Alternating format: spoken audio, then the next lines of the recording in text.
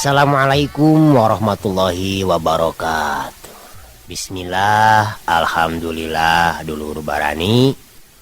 Patepang deui dina acara anu maneuh eta dongeng Sunda nu disiarkeun saban dinten ku radio siaran pendidikan barani Radio Bandung nu dipigandrung. Dongeng Sunda ieu nu digarap ku simkuring pun Ius teh.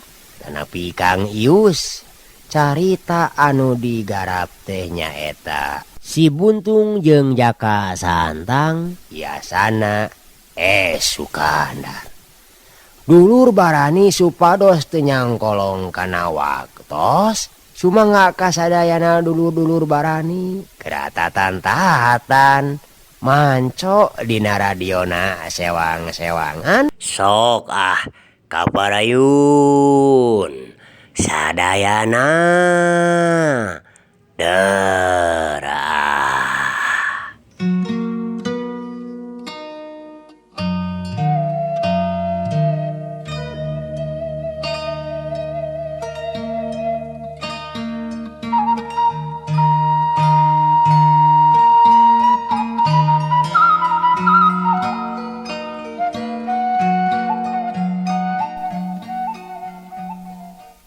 Peuting poek merdong tekatara curug-curug acan.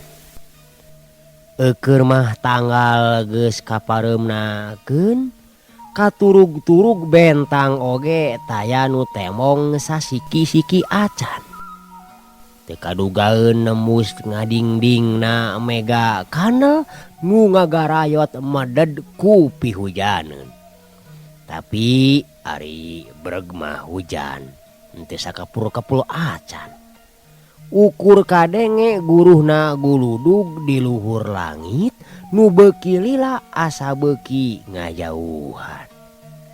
Tumerapna teu wudu matak nimulkeun ngaheabna panas hareudang bayeung ya. Kawasna dina mangsa geureuh kieu mah dulur moal aya nu pirajeunan daek ngulampreng hoream ku mongklengna sarta ngarasa wegah ku hareudangna. Malah lolobana mah ngadon carindekul ditepas bari ngageberan awak ku bajuna. Atuh sawareh deui teu kurang-kurang nu ngadon ngadaweung di buruan. Kitu oge lamun kabeneran aya batur pikeun ngobrol. Tatanggana anu sarua pada-pada ngalantung sakadar pikeun niiskeun badan supaya ulah bayeung yang teuing. Lantaran sanajan bener oge meredong dulur ari di buruan mah teu poek-poek teuing. Di ditu di dieu oge pada marasang lantera nu digantungkeun di panyaweran. Tapi puguh ge kaperluan jalma. Teu eueuh sakieu kaayaan matak sungkana teh aya we nu ngulampreng mah. Malah henteu saurang mun dititenan mah ngabringna teh leuwih ti 5. Si Karun nyaeta kapala begal nu geus kakunang-kunang. Harita teh keur ngabring jeung sababaraha urang baturna. Pamatuhanana nu ngabaku di hiji tempat nu kacida hara-haraeunana nyaeta di hiji pasir nu rada jauh oge pernahna di Tanjakan Malayu. Nu deug di jug-jugna nyaeta hiji paguron nu pernahna di daerah Kampung Samarang. Kaitung paguron gede oge. Lantaran murid-muridna rayap aya kana 10na. Ngan kabeneran mangsa ieu teh geus kaitung rada corencang. Lantaran geus loba nu baralik. Nganu masih keneh tinggalin teh murid kadeheusna jeung sababaraha urang nu minangka nama geus ngarasa kagok bumetah di dinya. Payahya nyaeta nu ngabogaan paguron sarta nu sakaligus ngarangkep langsung jadi guru para murid harita teh. Keur ngarariung di patengahan jandela imah teh blung-blong dipolongokeun lantaran supaya ulah hareudang teuing. Nu harita milu masamoan teh nyaeta Mursiah. Pamajikanana Payahya nu umurna masih ngora keneh naker mun dibandingkeun jeung umurna Payahya harita. Teu jauh ti Mursiah rada beh tukangeunana emok mando bangun lungguh nyaeta Lasmana anakna Payahya. Parawan mencrang nu minangka bentang paguron. Mursiah mah anak ketere. Jaba tidinya Pajaya diukna hareupeun Payahya. Adina Payahya nungan hiji-hijina ayana didinya minangka jadi guru kadua. Hirup duduaan lantaran geus lira nyerahkeun pamajikan. Tukangeun Pajaya ngaberes sarta mandeko para murid. Nyaeta banda minangka murid kadeheus. Lantaran pangpunjulna mun dibandingkeun jeung murid-murid sejena. Gigireunana si Karbol, si Sarbon, Centot jeung si Jiran. Dariukna ngajajar teu patarenggang. Celak, jeung. Aya nu laluncatan ti luar ngaliwatan pager pakarangan. Brek ngariung handapeun tangkal Mandalika. Jumlahna 7 bari ting harewos tayalian maranehna teh si Karun jeung anak buahna. Breng misah dibagi-bagi.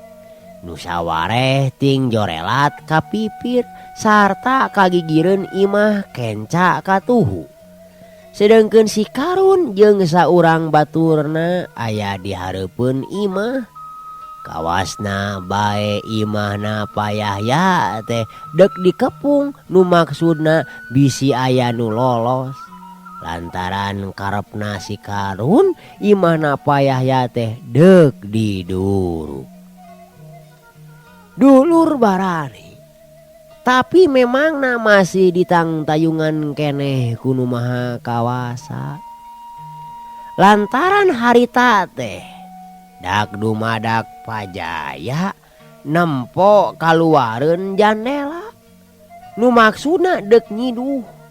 Wuwuh we lain deui ngaranjukna barang mireungeuh aya sababaraha urang jelema nu diluareun imah teh. Aya nu dek gawe jahil.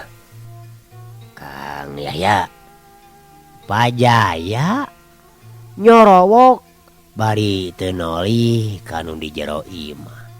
Corelat jeung manehna ngaluncatan jandela. Jaga di dieu bara. Payahya geus teu ngalobakeun deui mikir. Pok manehna marentah ka banda. Sedeng manehna corelat luncat ka hareup dituturkeun ku murid-muridna. Pok jeung si Karun teh amprok.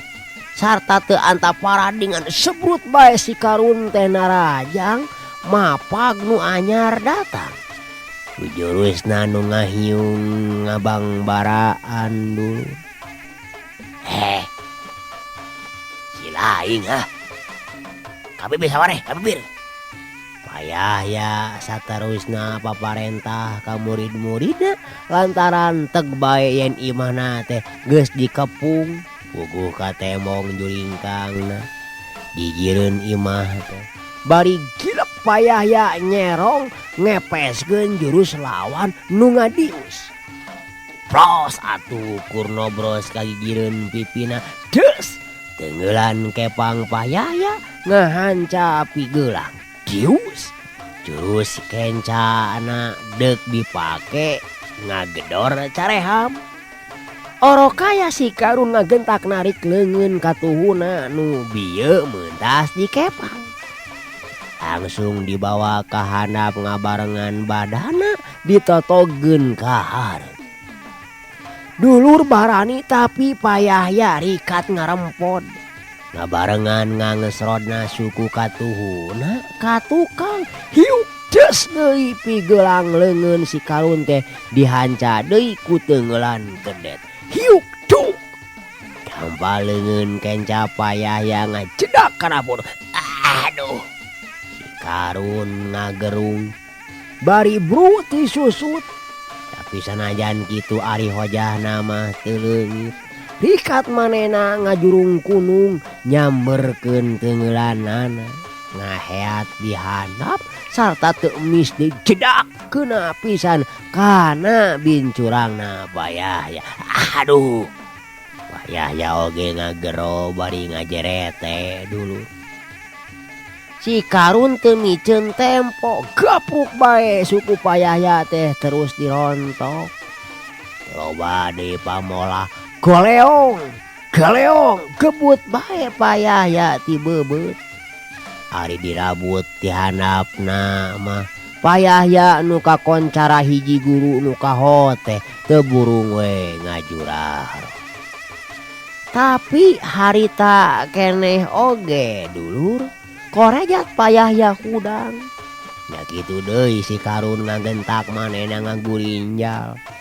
Malah manehna mah leuwih ti heula ngajereg-jegna teh. Tapi teu buru-buru narahajang lantaran paur ku mamalana.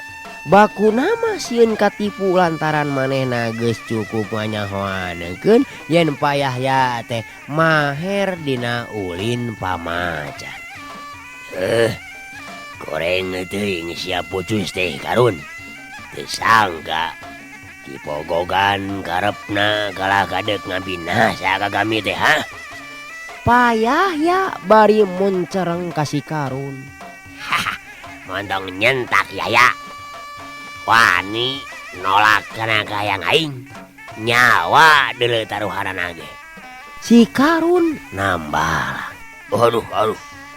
Aya ibu eta ngomong deh ya. Sahanu sudi dulu marabegeun anakna ka bajingan model sia. Kanjing sia. Tabus dulu ku nyawa sia. Wani-wani ngahampas ka aing mah. Si Karun bari srat mesat bedog sarta langsung disabetekeun nu maksudna deuk migas beheungna payahya. Nya. Nyawa teh kagungan sia nya. Payahya bari ngagentak ngaragrageun badana ngenca semu nyerong ngagunakeun gerakan maung depan. Corelat leungeun katuhuna deuk ngarawel pigelang si Karun. Nu keur nyekel bedog harita teh ngabarengan jibegna awak nu ngagentak robah malik ngatuhu badi ngadiuskeun peureub katuhuna ka tukang. Ngabarengan robahna gerakan bedog ngulawit ka belah katuhu deuk dipake ngahanca sirah lawan. Orokaya dulur payahya oge teu eleh ringeus. Sakilat manehna ngarobah gerakan leungeun katuhuna sarta teu burung we ngadatangkeun hasil nu lain jore-jore. Pigelang leungeun si Karun teh keukeuh we beunang ditekuk ku ramo-ramo leungeun katuhuna.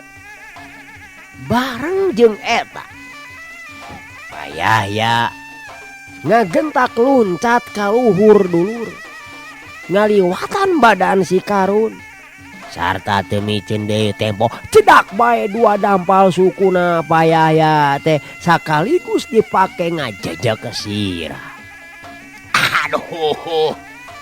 Karun ngagero Lunga dua kalian dulur sarta gebut bae manehna nangkuban.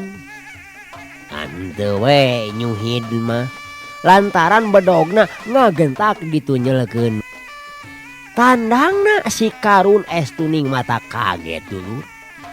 Harita oge manehna ngagentak nang karak bari nyabetkeun bedogna ka hareup. Sanajan ngan ukur di papara tapi mun payah kurang-kurang na cingeus mah geus tangtu manehna bakal kalengitan sukuna sabelah. Puguh ku si Karun geus cukup kaijir yen lawanna teh pasti bakal ngayageun panarajang susulan. Memang teu mencong jeung kanyataanana harita teh payah geus ngajengkekeun dampal sukuna. Deuk dipake ngacejek punuk nu jadi lawan. Ngan bae kapaksa manehna ngagentak ngajaul ka tukang ngabarengan merengkelna sukuna nu deuk dipake ngacejek. Lantaran kabireungeuh si Karun teh ngagurimpal malih bari nyabetkeun bedogna. Korejat si Karun hudang.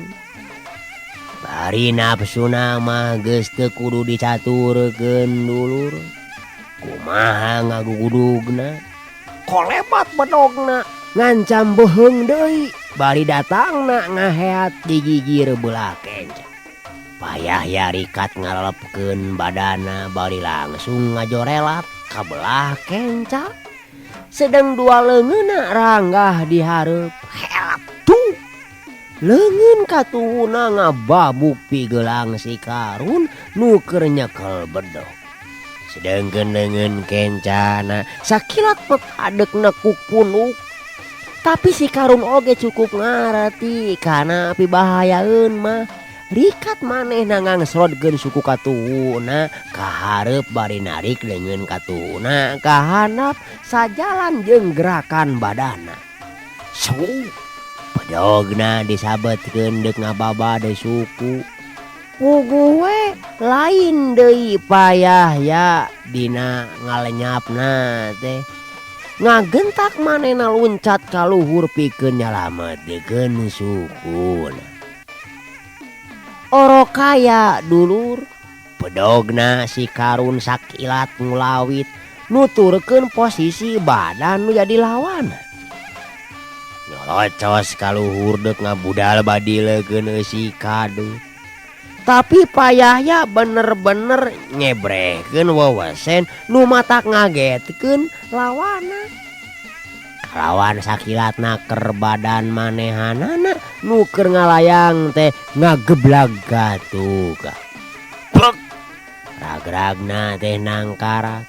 Nu ngandung harti manehna sakaligus geus bisa nyalametkeun dirina tina ancaman congo bedog nu harita deuk nobros kana beuteung. Tapi si Karun moal ngantep lamun nu jadi lawana kudu salamet. Ku kituna ngagentak manehna nyusul tepus ku jalan nyewukeun bedogna deuk dipake niruk dadana nu jadi lawan. Tapi deui payah yang ngebrehkeun lelewan nu bener-bener hebat dulur. Sanajan bener manehna harita teh keur ngabebengkang, tapi kalawan sakilatna keur geus bisa ngageserkeun badana. Crep. Congo bedog si Karun teh ngahancatan sarta anggangna tina badan payah teh ngan ukur sesentian. Kuriwo payah nyerak pepeuteyan si Karun duanana ngabarengan metana dua dampal suku dina gerakan maung ocon. Teninge deui poreat pelesat bae badan si Karun teh. Ngaliwatan badana payah lantaran beuteungna ditunyel ku dua dampal suku payah nu ngajadikeun badan si Karun ngalayang sarta langsung ngagebut ragragna nang kuban. Sedengkeun sirahna nemrag pager.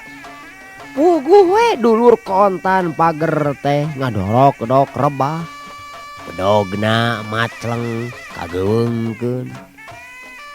Anjing sia.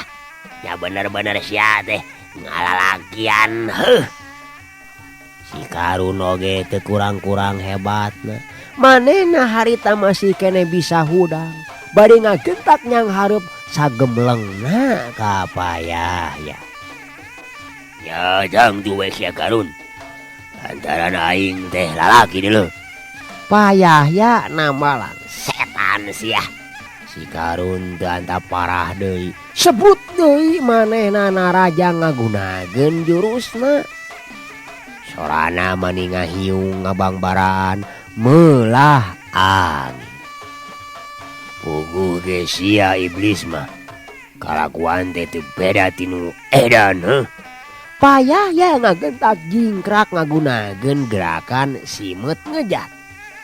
Tapi si Karun ngagentak narik deui leungeunna, ngabarengan malikna badan nyerong ngatuhu bari ngaiuskeun bari ngadiuskeun peureup kencana. Tapi lain deui manehna ngaranjugna dulur. Lantaran sasaranana ngadadak ngaleungit tina panenjon. Bari oge karasa hiukna angin di handap nu nebak kana beuteungna. Ku kituna ngagentak manehna ngarempod. Tetela peureup buleud nyuruntul deuk nobros beuteung. Lantaran tadi teh payah ya sakilat ngalelepkeun badana ngabarengan jurusna ngadius ka hareup. Kilek si Karun teh robah kuda-kudana. Bari hiuk leungeunna deuk ngahanjapi gelang lawan ngabarengan ngangesrona suku katuhuna katuka. Dius pereup katuhuna deuk ngadagor palipisan. Payah ya nu harita posisi badana keur ngareuneuh. Orokaya payah ya sakilat naker narik leungeun katuhuna ngabarengan gerakna leungeun kenca. Dipakena kispi gelang si Karun nu deuk dipake mapege palipisanana. Bareng jeung eta srog suku katuhu payah ya dipajukeun ka hareup semu nyerong ngatuhu. Kilek manehna ayeuna ngenca ngabarengan gerakna leungeun katuhu. Tidak keuna pisan kana bincurang kencana si Karun. Dihakan ku dampal leungeun nu disangigirkeun. Aduh. Si Karun ngagero bari ngajarete. Pecenghul payah ya nemongkeun beungeut. Bari langsung ngadiuskeun peureup kencana jrot. Keuna pisan kana gado. Hiuk. Peureup katuhu payah ya nyusul tepus. Duk. Ngahancap palipisan. Duk. Beuteung si Karun beunang ditunyel ku tuur. Atuh nahun bari dibarengan ku dua leungeun payah ya ngageblak badana si Karun. Brut. Ayo tobat. Si Karun ngoceak dulur. Bari badana ngolea bekatukan. Langsung ngagebut bari sigana terus ngusek teu usik malik deui.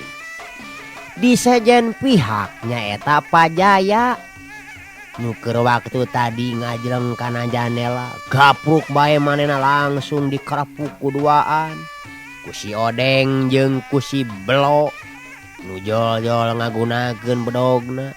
Ngan bae Pajaya teh lain mangrupakeun lawan enteng-enteng sanajan bener oge tingkat pangabisana aya di sahanapeun payah ya. Tapi gerakanana mah teu kurang-kurang rancingasna. Sakilat manehna mesat bedogna sarta langsung disabetkeun kana bedogna si Odeng. Nu memang pangheulana nyampuk terang. Dua bedog diadu nepikeun ka ngaburicak ngabijilkeun seuneu. Corelat Pajaya luncat ka hareup nyingkahan pangadekna si Belo. Nu harita nyuruntul di kencaeunana. Duk. Tak-tak si Belo beunang dihancak ku gerakan timpug miring nu dilakukeun ku leungeun kenca Pajaya. Sabot kitu heak bedog si Odeng ngaheat di luhur deuk nyabet sirah Pajaya. Pajaya rikat ngalelepkeun badana sarta langsung manehana ngagunakeun gerakan jago asu nyaeta ngawangun posisi badan seperti anjing. Nya anjing keur ngadango. Hiup bedogna nyerepet dihandap nyewuk ka belah kenca dina gerakan bulan sabit.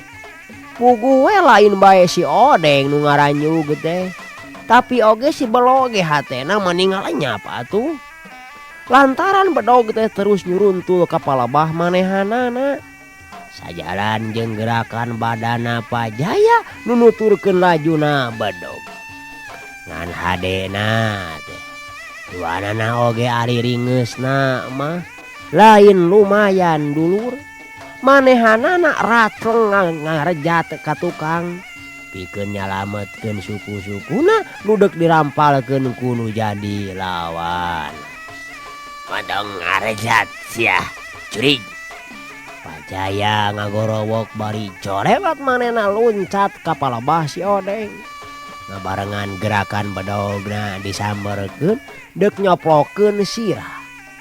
Tapi si Odeng harita memang geus taya dangka pikeun ngejat. Manehna ngan ukur bisa ngahadangkeun bedogna. Dipake mapag bedog Pajaya, terang dua bedog diadu deui. Corelat dampal suku katuhu Pajaya. Sakilat ngajengkat sarta langsung ngajedak dipake ngajejek beteungna si Odeng nu badana harita keur semu ngadang heuk ka tukang. Balukarna tina tanaga gempuran bedog Pajaya nu ditahan ku bedog manehanana. Si Odeng kontan ngahanyu. Bari panona ngaburi lengka luhur ngabarengan badana nu terus ngoleab ka tukang teu beda ti caringin rungkat. Sabot kitu karasa ku Pajaya aya angin salah mangsa nu nebak kana punukna. Pajaya teu kudu mikir dua kali ngagentak manehna ngareunekeun badana bari malik 80 derajat ka tukang. Sedengkeun gerakan bedogna terus ngahiuk dihandap marengan malikna awak. Wajaw. Si Belo ngagero leuwas lantaran ku teu disangka-sangka lawana kitu pamolana teh beudeg ngabuntungkeun kana sukuna. Nganuntungna teh pangaruh gerakan refleksna nu memang manehanana oge teu sadar. Bedogna sakilat kulawit kahanap terang bantrok jeung bedogna Pajaya. Carik jeung si Belo kuda-kudana pajengjar. Pajaya rikat ngangeslodkeun suku katuhuna ngabarengan nyebrutna peureup kenca. Crot! Si Belo ngagerung dulur. Lantaran carehamna pisan nu beunang didagor ku peureup kencana Pajaya. Sarta tacan ge manehna bisa naon-naon, bedog Pajaya geus nyuruntul manten, mancokeun congona deuk dipake niir dada. Tapi si Belo nyawana masih kene ditang tayungan kuno kawasa. Lantaran si Odeng nu keur waktu tadi ngabebengkang ngagentak manehna ngagurinjal. Udang sarta langsung nyabetkeun bedogna ka Pajaya nu harita keur nonggongan ka manehanana. Jadi bejaan oge geus kaju di puguh aya angin nu nebak tukangeunana. Ciciren aya naon-naon nu deuk ngalakukeun gawe ti bongona. Kukituna Pajaya sakilat narik di bedogna ngabarengan luluncatanana kagigir dina gerakan simet ngejat. Sedengkeun si Belo sanajan dadana tetulus ditirup bedog oge tetep we manehanana ngageblag nang karak. Sakitu oge ngarasa keneh untung. Cacakan lamun manehna teu ngagebut mah ulah-ulah bedogna si Odeng teh bakal ngahanca manehanana. Lantaran sasaranana ngadadak leungit. Sedengkeun gerakan bedog si Odeng mah terus nyewuk ka hareup ngadek angin. Gajing sia. Pajaya lain di nafsuna ka si Odeng. lantaran geus ngagagalkeun maksudna dek niruk dadana si Belo teh. Tepikeun ka teu kalaksanakeunana ku kituna hiuk bae bedogna disabetkeun ka si Odeng. Orok kaya si Odeng oge memang hojahna mah aya keneh ngagentak manehna ngejat ka tukang. Maksudna sangkan aya dangka pikeun si Belo ngorejat hudang. Montong ngejat sia babe.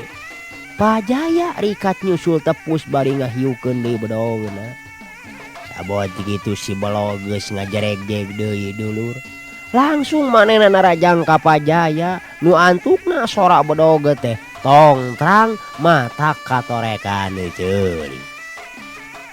Tapi teteh Pajaya teh lain pitandingeun maranehanana dulur. Lantaran duanana oge terus didesek mundur. Malah hari lila-lila mah boh si Odeng boh si Belo geus taya dangka pikeun males narajang. Lantaran gerakan bedogna Pajaya teh terus ngubeng matak seber nu nyang hareupan. Kurang-kurangna cingeus mah geus hanteu maranehanana teh tangtu bakal kaleungitan sirah-sirahna. Sedeng keayaan babaturanana nu sejen saperti si Sarkam jeung si Bontet nu harita keragot di pipireun imah ngalawanan si Karbol jeung si Sarbon sarua deui geus mimiti dek ka dese. Ku kitu teh mah murid-muridna Pajaya teh teu beunang dihina basa ngan si Ranu nu patutunggalan teh jeung si Centot digigireun imah belah kenca. Kawas-kawas aya dina pihak-pihak nu unggul si Centot terus-terusan dihanca ku bedog. Sanajan bener oge tacan kabeunang. Tapi si Centot teh geus kacida ripuhna lantaran teu dibere kasempetan pikeun males narajang. Beda deui jeung si Jiran nu harita keur patutunggalan jeung si Menong. Manehanana mah terus-terusan menang angin. Si Menong sama sakali geus taya dayana dihanca terus-terusan ku gerakan-gerakan bedog si Jiran nu memang kasebut hebat oge. Kiraku atuh goreng-goreng oge si Jiran teh kasebut murid kadeheus sanajan ari dina tingkatna mah masih keneh aya di handapeunana banda. Atuh banda nu ti tadi oge manehna mah teu pipilueun padungdung lantaran patuh kanu jadi guru kudu ngajaga mursiah katut lasmana. Manehna mangan ukur nempokeun we ditepas. Puguh ngarasa ku menjotna mah geus lain di kieuna. Komo deui puguh manehna ge ngarti naon sababna nu mata komplotan si Karun ngajorag ka tempatna Payahya teh. Tapi nya kitu ngan bati hate lantaran teu wani ngarempak parentahan nu jadi guruna. Si Karun nu harita geus prung deui padungdung jeung Payahya. Lantaran tadi oge waktu manehna ngagedebut Namru teh nubu pager teh sigana teu empes-empes sote. Sok padahal arisanya namangan ukur ti budaya malulu pikeun macikeuh nu jadi lawan. Buktina barang Payahya ngatayep nyampeureugeun si Karun sakilat ka kurinja bari langsung ngaheatkeun beungeulanana deuk ngabajeg cecekolanna Payahya. Ngan bae Payahya oge lain jago sakatiga atuh. Kakarage si Karun usik oge nalurina mah geus ngabejaan kudu ati-ati atuh dina dekna si Karun narajang nyammerkeun dampaleungeunna.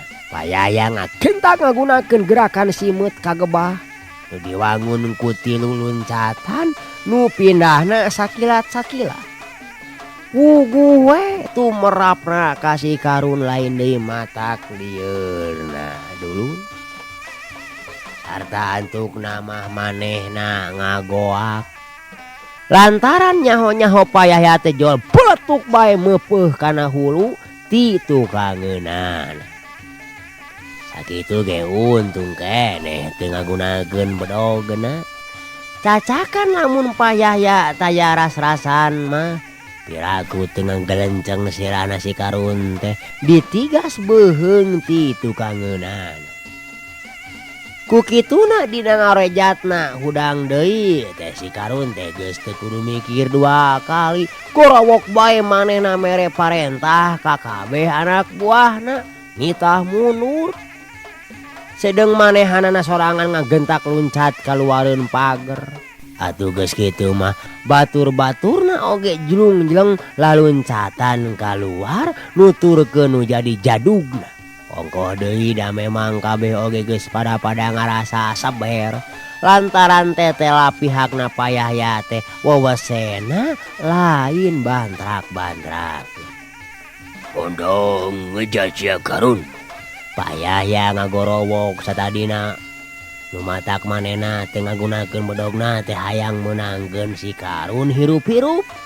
Lantaran mun bisa keneh dielingan mah deuk dipapatahan supaya ulah nepikeun ka terus ngalakukeun kajahatan-kajahatan nu matak nimulkeun karugian balarea. Lantaran payah teh geus cukup nganyahokeun yen si Karun teh kapala begal nu kacida ganasna. Pokona mah deui ngarasa lebar we ku tangtunganana. Keur masih Karun teh ngora keneh katurug-turug deui tingkat pangabisana teh lumayan oge. Lantaran di lain-lain oge si Karun teh muridna Pajenar ti Banjarsari. Dulur sapaguruanana payah. Paingan eno geus sasayang teh tara mulus kabeh. Aya we nu kacing carangna nya. Payah ngagerentes di jero hatena. Bari sajongjonan mah neuteup kalebah urut ngajorelatna si Karun. Geus kitu heg manehna malika tukang ari breh teh Pajaya jeung anak muridna geus ngagarurung lebah golodog. Heg dititenan saurang-saurangna. Tetela aya kabeh sarta kawasna saurang oge taya nu ngarandapan tatu. Geus kitu mah bari teu nyarita sakemet koloyong bae payah nyampeurkeun sarta langsung ngalacat kana golodog.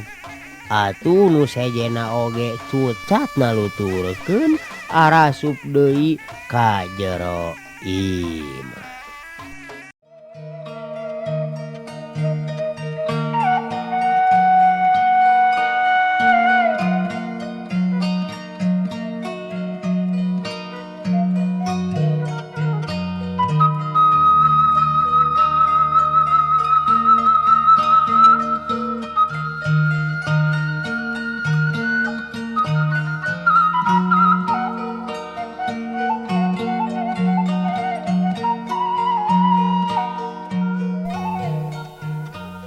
Naon nu jadi lantaranana pangna aya pasendatan antara si Karun jeung Pajaya. Saenyana mah kasebut teu pira dulur. Alatan si Karun pinangih jeung kagagalan mika hayang kalasmana. Ti heula waktu si Karun masih keneh aya di Banjarsari. Nah hiji keneh jeung Pajenar nu jadi guruna. Manehna teh kungsi aya pokna miharep ka Lasmana. Ngan bae kanyataanana mah si Karun teh kaasup bogoh no gencang. Lasmana terang-terangan nampik sapajodogan. Sok sanajan pikeun payah mah moal ngahalangan lamun anakna ngajodo jeung si Karun teh. Rupana cukup pangaretina meunjeunna. Turug-turug murid dulur sapaguruanana deui. Tapi nyeta puguh ge pamanggih jalma mah memangna teu sarua. sok sanajan bapak jeung anak las manah keukeuh gogodag teu beunang dionget-onget nu tumrapna kasih karun lain deui nyeri peurihna dirina ngaranapan ditampik sapajodogan. Eueuh waktosna kabujeng Sep dulur barani sadayananya. Mohon kitu dulur rupina mah Kang Yus teh baris ngupload deui si Buntung jeung Jaka Santang. Nya ngalereskeun atanapi supados langkung sae. Da kamari itu mah nemean terang kana YouTube harita ngupload teh seueur anu kitu teh we nya lepatna atanapi kirang paosna. Mudah-mudahan we katampi kalian kabinganku dulur barani sadayana amin. Ya Allah ya Rabbal alamin. Ku kituna dur hapunten pisan. Cag ieu carita si Buntung jeung Jaka Santang urang tunda heula. Kalayan ditutup wae. Wabillahi taufiq wal inayah wal barokah. Wassalamualaikum warahmatullahi wabarakatuh. Permios.